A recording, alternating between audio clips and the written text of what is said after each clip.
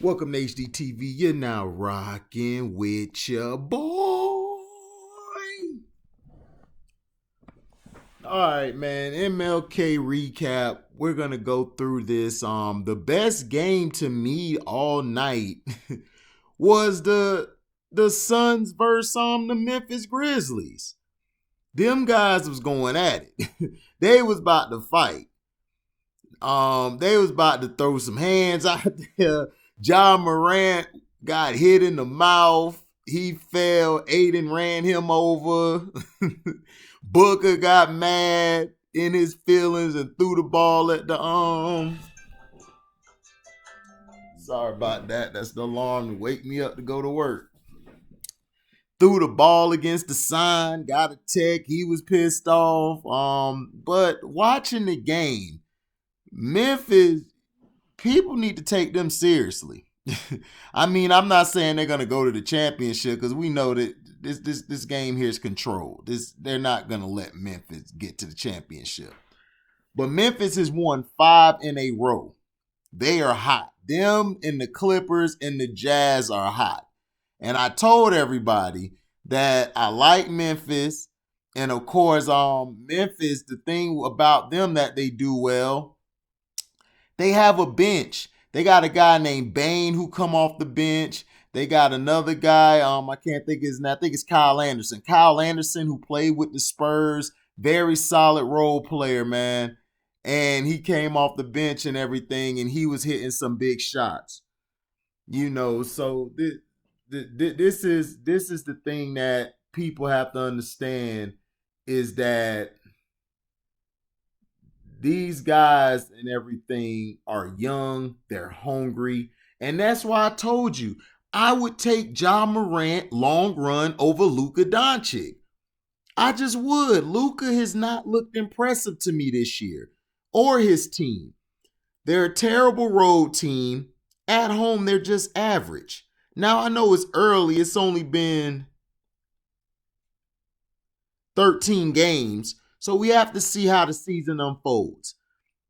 But Memphis, if they get Jaren Jackson back, whenever they get him back, they're going to be dangerous. They could, to me, potentially without him, they could mess around and get to the 6th seed because I don't like Portland. I think they could beat Portland. I think Memphis could get Portland. But the thing is, Memphis sucks at home. They're great on the road. They're a great road team, but at home, they have a problem. They have a problem playing at home. They're not good at all. They're very terrible. And not only that, I like how Ja Morant was facilitating. He got the ball to his playmakers. Dillon Brooks is turning into a solid number 2. I like Dillon Brooks. A solid number 2. They got a guy off the bench named Bane who's just destroying the past week when Ja was out. He was balling. Number 22, I'm like, man, who is this guy? He's just going to the middle, attacking the basket. And the thing I like about them, they run sets. They move the ball. Something that other teams today really wasn't doing. They move the ball. They trust one another. Ja Morant is the unquestioned leader on this team. This is why I put him over Luka and Trae Young. Because to me, Ja has that killer in him. He has that extra gear where he could go and turn it up. Then he hit the layup with the left hand at the end of the game to seal the deal. That's what I call leadership in championship basketball. Now, they may never win a championship because, they're a small market. Well, let's just be real. The NBA doesn't like small market teams. But these guys are dangerous. And teams need to watch out for them because they're going to give you problems. Defensively, man, they're stifling. Their on-ball defense is great. They play a lot of man. They'll switch at times, but sometimes what I'm liking, they're playing kind of old school. They're carrying their guy. They're going over the pick instead of under it. They're going over the pick, staying with their guy, cutting them off. And Ja Morant was getting hit sometimes going to the middle, but hey, he held his own. But I like Memphis.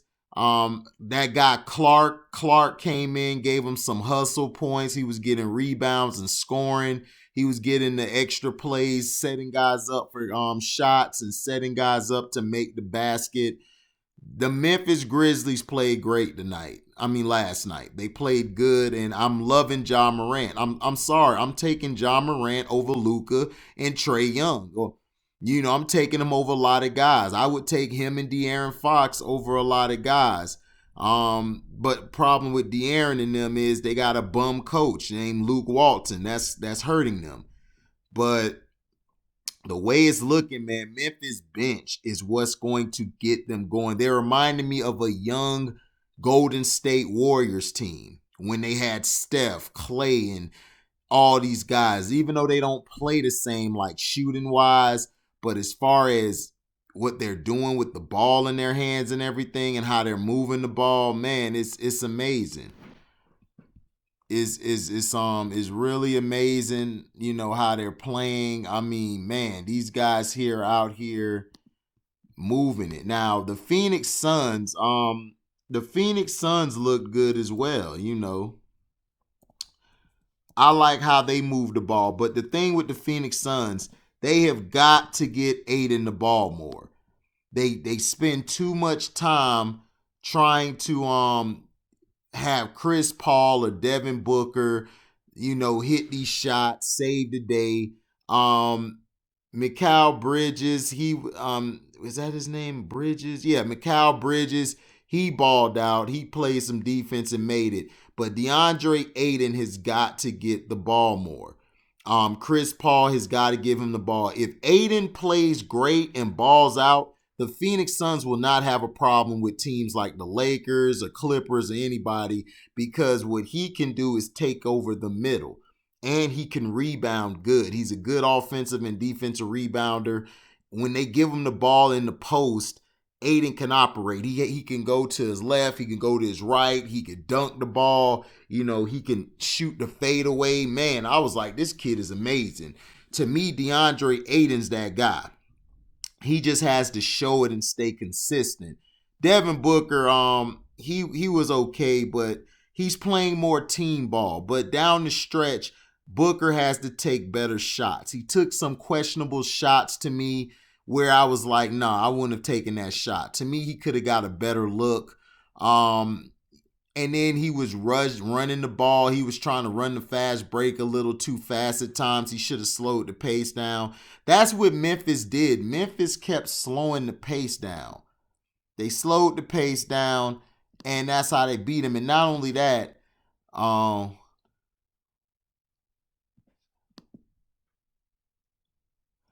the Grizzlies had 7 guys in double figures.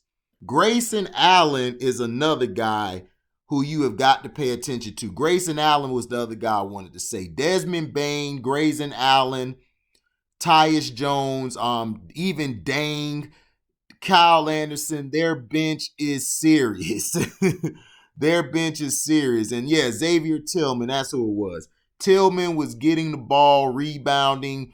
He was muscling at times, aiding for the rebounds and stuff. And also like the hustle plays. Even though Aiden had all these rebounds, they were able to hit threes. The three-pointer really kept the Grizzlies at bay. Now the Suns, their bench is what worries me. I don't like the Suns' bench. Their bench is not that good to me. Their starting 5 is straight. I like their 5. Bridges, Cameron Johnson got the start over. I think they need to move Cameron Johnson back to the bench, because what Cameron Johnson did, he would bring a spark off the bench and he would keep them in rotation and keep them going. Kaminsky's decent coming off the bench, but I think they need a consistent guy off the bench. Jay Crowder, he's okay, but I'd rather him start, because then Cam could come off the bench and help you. Mikal Bridges, man, he's that guy. He's that guy. I like him. He balls out. He hits some shots, and then he has some defensive stop. And thing about both of these teams play defense.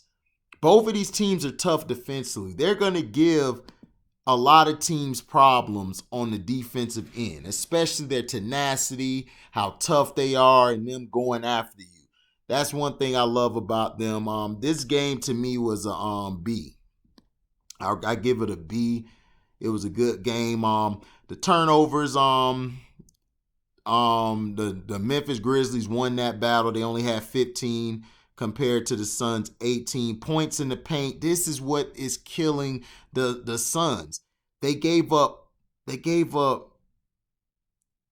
52 points to Memphis in the paint. Memphis only gave up 40. That's what I'm saying. Memphis is a tough defensive team. They play, they're stout.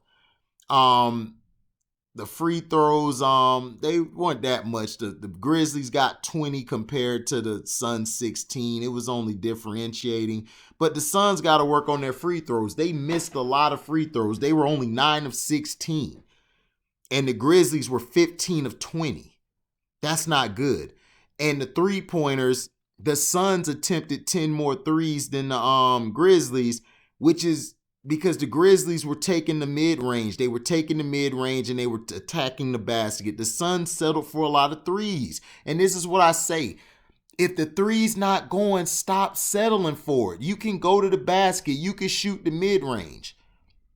Even though they both were 42%, but the Memphis Grizzlies made 42% on less three-point attempts compared to the Suns attempting 36 compared to Memphis 26. So that's what cost them the game. And not only that, down the stretch, Ja Morant closed and the Suns didn't. Chris Paul missed some shots. Booker missed some shots. Aiden, I felt they should have gone to Aiden a little more down the stretch. They kind of deviated from going to Aiden. And to me, the Suns need to try to keep giving him the ball. You have to develop him. You have to get him right. This is what Kobe used to do with Bynum and Gasol. He would give them the ball to make them feel comfortable down the stretch. That's why they were able to perform down the stretch. Field goal percentage, the Grizzlies were 49% compared to the 46%. Like I said, this was a nip and tuck game. It came down to the last 20 seconds, 30 seconds of the game. The Suns were missing shots, but this was a great game. But Memphis is my dark horse. I think Memphis is going to I think Memphis is going to be tough. Now the Suns, they're good. The Suns are 7-5. They're in 4th place. I think the Suns, their problem is going to be on the road. They're 4-4 on the road. They're 3-1 at home. The Suns have always been a great home team. Memphis, they're 4-1 on the road, but they're 3-5 at home. So Grizzlies are better traveling while the Suns are better staying at home. But I think down the stretch, if the Suns incorporate Aiden more, they will be a tough team to beat. I think they can hold that 4th spot down, or they could get to the 3rd spot. But they have to get Aiden involved more. They have got to stop. They've got to stop going to Chris and Devin Booker too much. It's messing up the team a little bit. Now, the next game, everyone is all up in arms like, man, the Brooklyn Nets. Did you see the Brooklyn Nets? Did you see the Brooklyn Nets? Yeah, I saw them. The Brooklyn Nets should have lost this game. And I blame this loss on Chris Middleton. Down the stretch, they went to Middleton too much. Albeit, he hit some shots. He hit some big shots from the mid-range because that's how he plays. But you should have been getting the ball to Giannis. And this is why I have a problem. You should have gave the ball to Giannis more down the stretch. Let him get a touch and do what he has to do. And you guys could have tied the game. Middleton takes an ill-advised shot, albeit it almost went in, but he took an ill-advised shot. And the thing is about Milwaukee is what I worry about Milwaukee is not during the regular season. They're going to ball out. It's when it's playoff time. It's the last 5 minutes of the game. What are they going to do?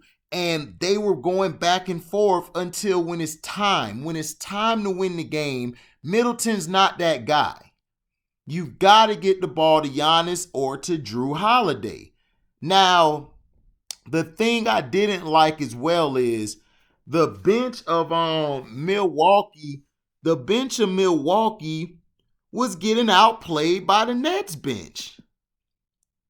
The Nets bench was beating them up. Bruce Brown, yeah, he only had 8 points for the Nets. He had 6 big rebounds, and down the stretch, he got a rebound and laid it up, which helped them. It took the energy from the Milwaukee Bucks. They didn't know what to do. The Bucks was looking around like, what just happened? And that was Bruce Brown. Reggie Perry came off the bench and was hustling, getting some tip balls out, made some plays. But what the problem is going to be for the Nets is their lack of size in the middle when DeAndre Jordan sits down. They don't have that size, and their rebounding is not going. They need somebody who can rebound, because rebounding, they did good because the smaller guards were in there hustling too. But some nights, Bruce Brown ain't going to be able to get those rebounds like that, or others. Now, Jeff Green got some rebounds. KD, he's going to get his rebounds. But KD, I want KD more on the wing. I don't want him in the post because he needs to last for the season. Also, the Nets defense is horrendous. These guys kept letting guys get to their spot. Now, them leaving Giannis open, I understood why they did that, because they wanted to see Giannis. If you're going to beat us, you're going to beat us shooting. So that worked to me for the whole game.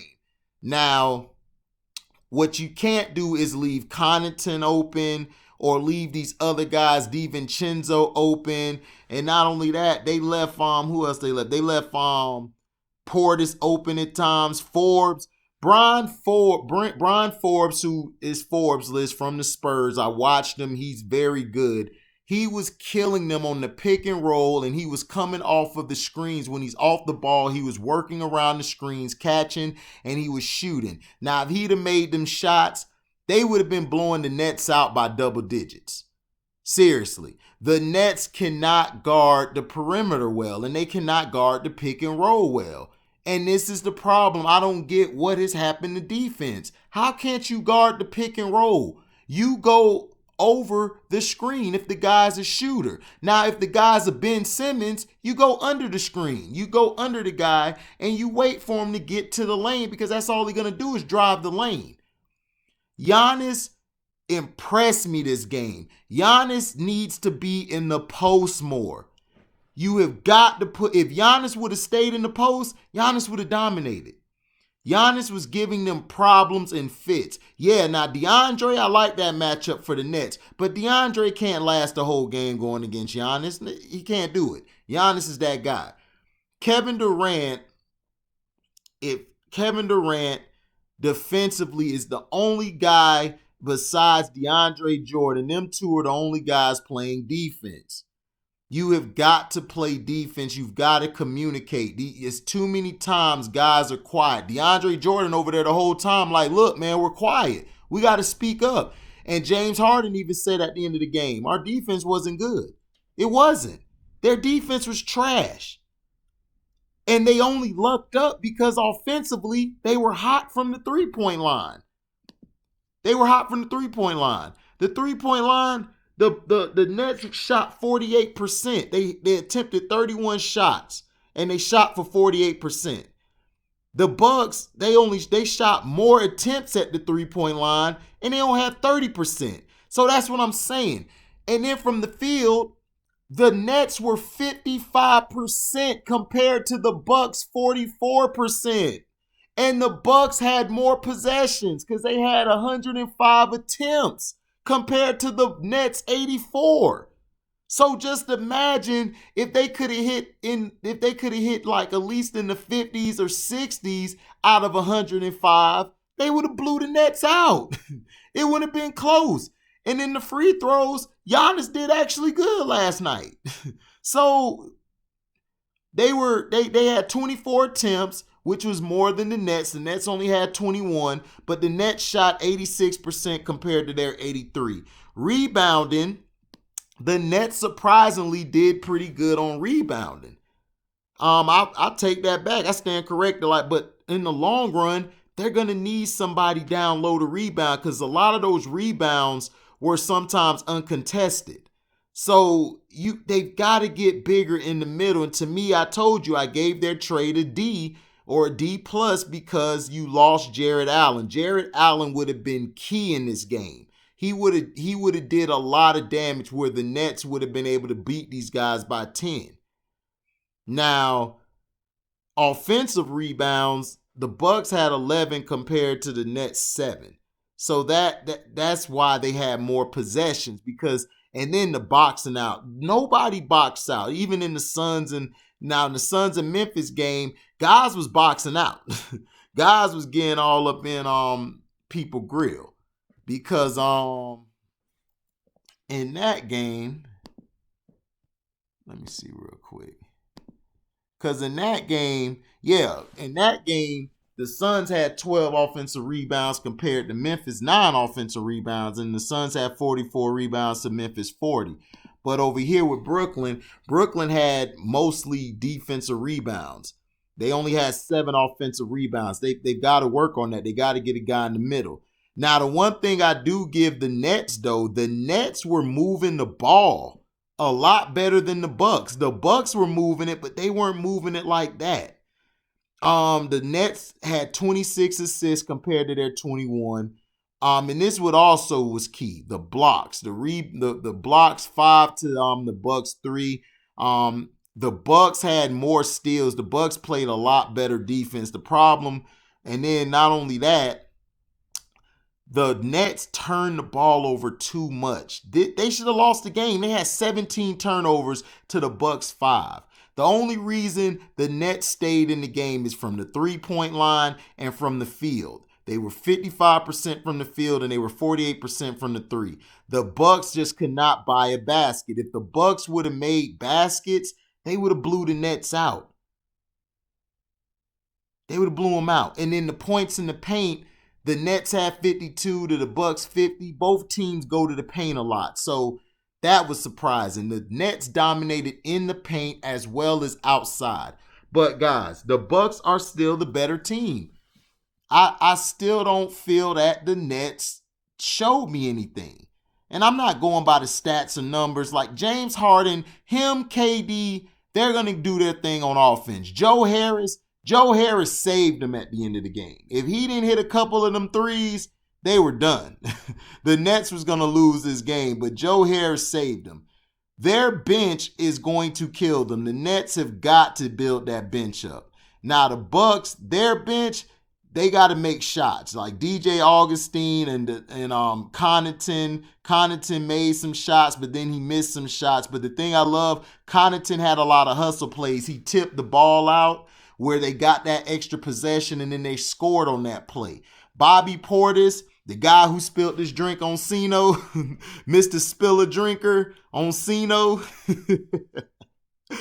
Bobby Portis has 7 boards, but I need him to put them points up. He got to at least get 8 points. You got to get 8 points, man. But the rebounding, I like it. The rim protection, he did good and everything. You know, I respect that. That was good. Now,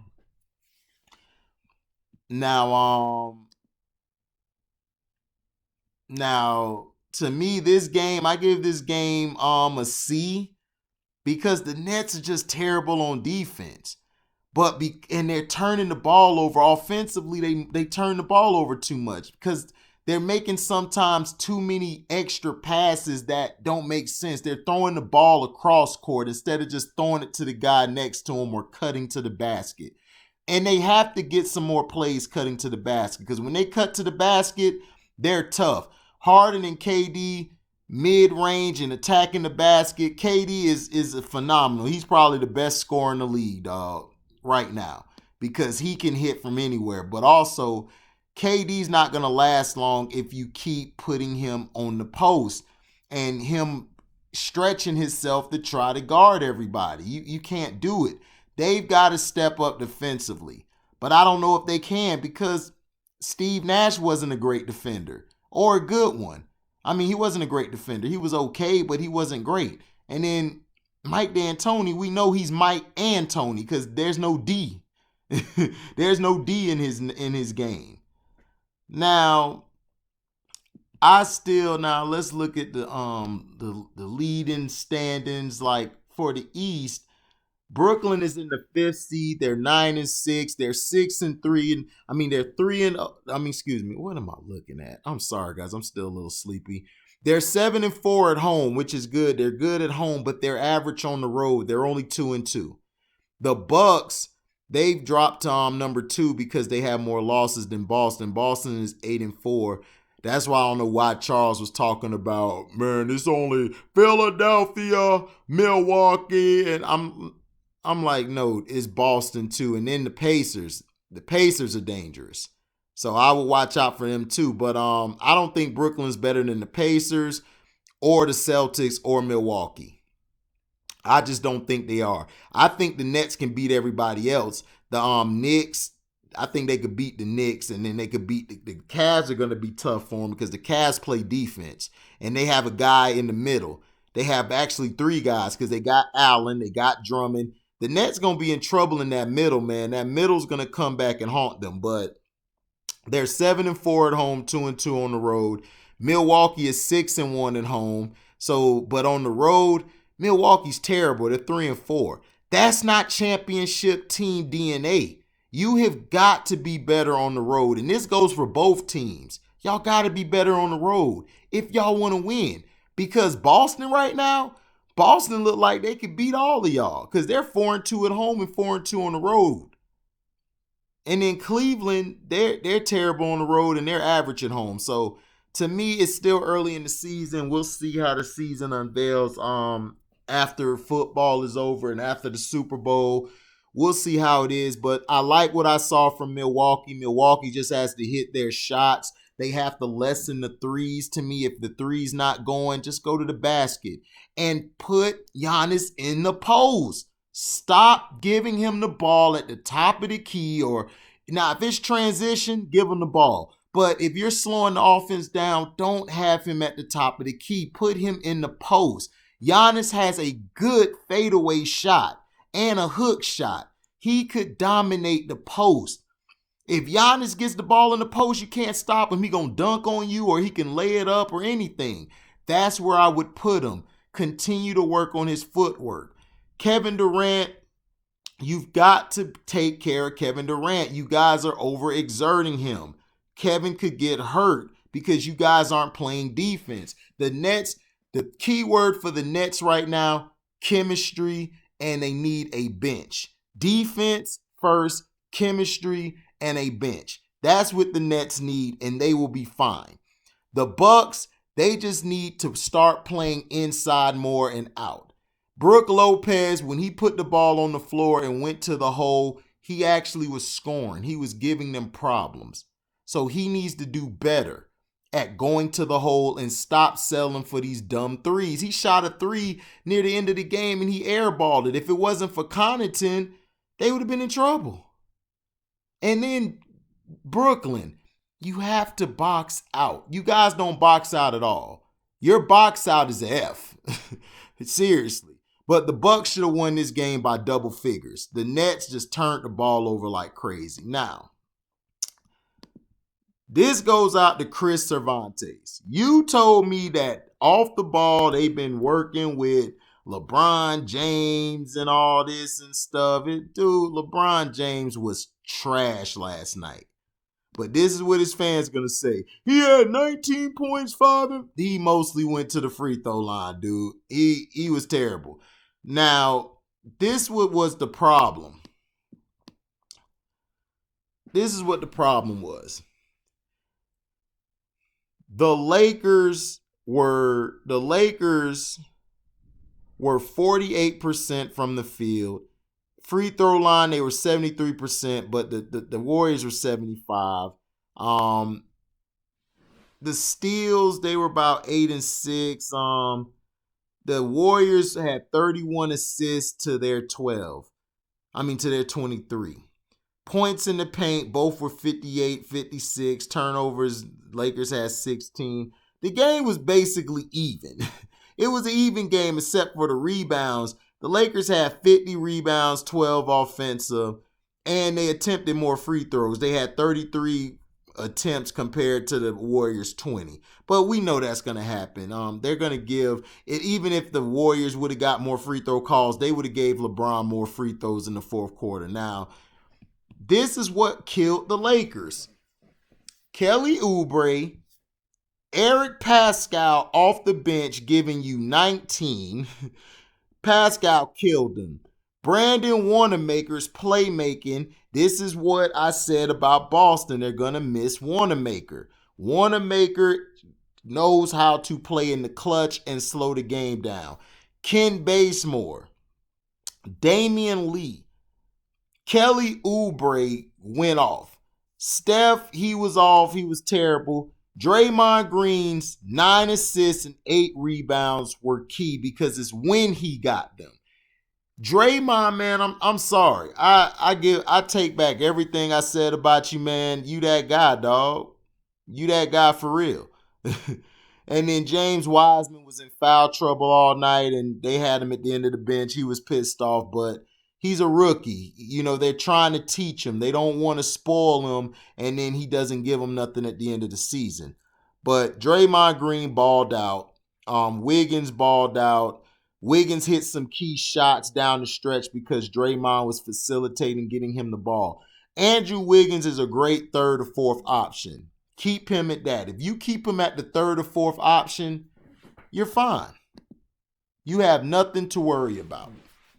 But this game was also lost because down the stretch, I would bench LeBron James and I would and then you didn't play THT. You guys didn't even have THT in there. Y'all played Wesley, and if THT would have played down the stretch, the Lakers would have won this game because THT would have got hot and won this game.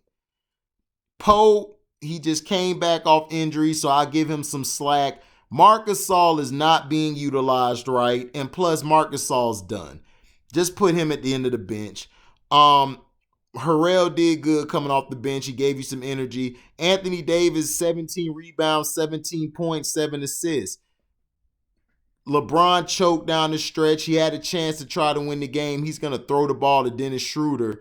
And Schroeder, he balled out early, but this is the problem with Schroeder. Schroeder is not clutch. Down the stretch, Schroeder does not make good plays. He turns the ball over. He was getting banged up. They were knocking him around. That's how you beat Schroeder. Get physical with him because he'll get physical with you. But if you get physical with him, he's done. He's going to be out the game. Caruso he had 7, 4, and 1, but he was a non-factor. He made some threes early on. Kyle Kuzma had 10 big boards. Kuzma was on the boards, the hustle plays. He made some shots at the end that kept the Lakers, up, but they don't utilize Kyle Kuzma enough. They have got to utilize Kuzma. They're not utilizing him. That's why he's struggling. If Kuzma go to another team, I put money on it. Kuzma gonna ball out. He can't play with LeBron. He can't play with him. And then it was some plays they could have drew up for Kuzma. They're too busy trying to give it to LeBron. LeBron James is done. He's been done for 5 years. He stacks his teams with role players and all-stars, former defensive player of the year players, and he goes from there. And he doesn't look good. Down the stretch, the Warriors bench outplayed their bench. The Lakers should have had THT in there. If THT was in there, they could have won this game. And I told you, Chris, LeBron James cannot play off the ball. He was sitting in that corner. Then on defense, he made y'all defense worse. Because when LeBron left the game, you guys went up by 20 damn near. Or 17 or 20 in the first quarter and the third quarter. When he went to the bench, that's when y'all ball. The Lakers need to put LeBron on the bench. He sucks. He's the reason they lost. His lack of defense, his lack of leadership, and his lack of offense. He's terrible. So the Warriors beat him because of their bench. Pascal and then the role player, Oubre, Pascal stepped up and took the game over. Andrew Wiggins hit some shots down the stretch, and Draymond Green's floor general, him running the first unit, and then Brad Wanamaker running the second unit, beat the Lakers. The Lakers are not that good. And here's an interesting stat. Shout out to Chris Cervantes. He's a real Laker fan. And this isn't to dish Chris, man. Chris a Laker fan. But I'm trying to tell Chris, LeBron sucks, dog. He's not that guy. You guys, if y'all would have had THT playing instead of LeBron, Chris, y'all would have beat the Warriors by 10 or 15 because Steph was off. And then when he wasn't on the court, you guys played better defense and y'all moved the ball. It's about ball movement. It's not about stagnant offense, and that's what's going to hurt the Brooklyn Nets. The Brooklyn Nets get into these one-on-ones at certain parts of the game, which they don't need to. But surprisingly, the Brooklyn Nets move the ball good. They move the ball well on offense. I'm not worried about the Brooklyn Nets on offense. I'm worried about their defense and their rim protection and their rebounding. But with the Lakers, you guys' problems is going to be LeBron James. The refs are going to have to call a lot of calls to help you guys win. Now, this is interesting, though. You guys are great on the road, though, Chris. I give you that. You guys are a better road team this year than y'all were last year. But at home, you guys are not that good. Y'all 4-4. Okay? Let's see. Golden State is in 7th. They're tied with Memphis for the 7th or 8th spot. At home, Warriors are 4-3 and they're average on the road. But the Warriors have a good young bench. I believe their young bench could keep on helping them and they could do some things. The surprising team has been San Antonio. San Antonio balling because Lonnie Walker and them boys are out playing out their mind. DeJounte Murray, LaMarcus Aldridge is comfortable because he don't have to be the only guy doing something. Him or DeRozan, they could play the back.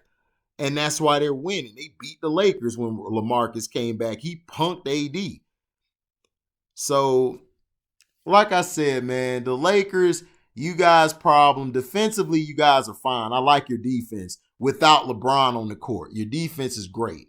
Your bench is good. Montrez is going to do his thing off the bench. But I felt like THT was needed tonight, and he would have helped the Lakers win. As a team, the Lakers are good minus LeBron. LeBron is a bum. He needs to retire. This is his 5th year in the league. I mean, for the past 5 years, he's been trash. Ever since he left Miami, he's been trash. So that's my assessment of the games. Let me know in the comment section how you feel about it. This game, the Brooklyn Nets and Milwaukee game, I give that a C+. That's what I give that game. Because the defense, to me, Milwaukee was missing shots and the Nets were just balling on offense. That's the only reason why. The Lakers and the Warriors game, I give that a D+, because it wasn't really good to me. To me, it was about what the Lakers weren't doing. And not only that, the Warriors outdid them. They got them at the end. The Warriors outplayed them, and they showed they were the better team. So, in the first game, I gave it A. I gave it A to the first game. The first game was the best game all night. The second game was a C+, and then the last game was a D. Thank you guys for listening. Like, comment, subscribe, share this, hit the notification bell to select all to receive upcoming notifications. And if you want to donate to the page, you can cash at me at the word welcome, the number 2, HDIITV. And also, I got a question. Do you guys want me to do a Patreon? Because if I do a Patreon, I'll make the prices reasonable and I can break down game film on there and I can show you guys the game and show you guys how things are ran and stuff. And, we could have a good thing going on. Just let me know in the comment section if you want it. But I have to get a certain amount of people, guys, because I'm not gonna do the Patreon and only like 2 or 3 people sign up to it. So thank you for listening, man. And we is out. DZ. DZ. DZ.